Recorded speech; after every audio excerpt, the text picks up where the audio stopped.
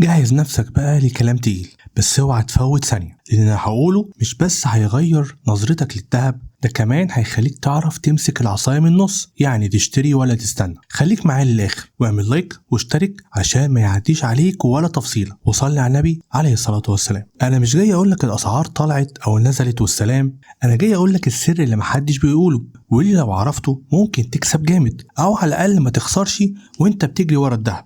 النهاردة والسوق عامل زي فيلم الدراما، كله تشويق وغموض. أسعار الذهب مستقرة، بس الاستقرار ده مش معناه أمان 100%، في كده شوية لعب من تحت لتحت، تحركات بسيطة كأن السوق بيهمس يقولك أنا هادي بس مستني حركة. يعني مثلا في مصر عيار ال21 من كام يوم كان ب4950 جنيه، النهاردة ب4650 جنيه، فرق مش بسيط، وده مش من فراغ. الناس بدأت تشتري، السوق رجع يتحرك، والكل بيسأل دهب ايه اللي بينزل في عز ما الدنيا كلها مش مستقرة؟ طب ايه اللي حصل وليه نزل؟ ببساطة السعر العالمي للذهب نزل برضه، الأونصة نزلت من 3350 ل 3245 دولار. ليه؟ عشان الحرب التجارية بين أمريكا والصين خدت أجازة، والدولار العالمي وقع شوية، والناس بقت أقل توتر. بس تعالى هنا، انت فاكر ان ده انهيار؟ ده اسمه تصحيح، يعني السوق قال لنفسه انا طلعت كتير، تعالى ارتاح شوية. لكن اللي جاي ممكن يكون طلعة تانية، لان اغلب التوقعات بتقول ان الذهب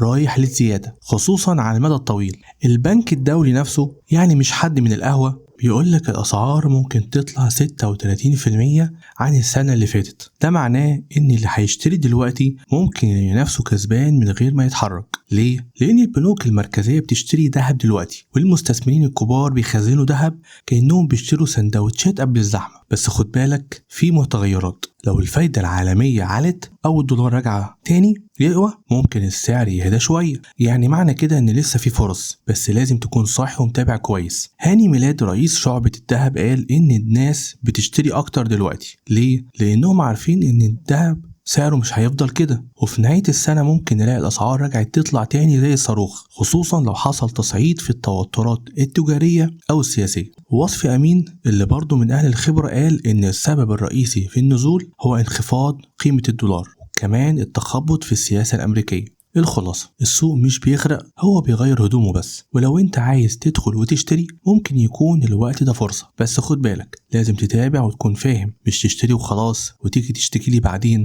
انا مش جاي اخوفك، انا جاي اوضح لك الصورة. الدهب مش بس حلقة وسلسلة، ده امان، استثمار، وتحويشة العمر. ومع سوق متقلب زي ده لازم تكون اذكى من اللي حواليك وتتحرك في الوقت الصح. ولو عايز تتعلم اكتر وتفهم تحليلي اعمق للاسعار، شوف اخر فيديو عملته مستنيك على الشاشة دلوقتي، اتفرج عليه بعد ما تخلص الفيديو ده. لو عجبك المحتوى ما تنساش اللايك والاشتراك وشير الفيديو دوت لكل واحد حيران يشتري دهب ولا يستنى، واكتب لي رأيك في الكومنتات. هل شايف اللي بيحصل فرصة شراء ولا شايفه بداية الانهيار؟ انا مستني ردك، لان رأيك يهمني بجد.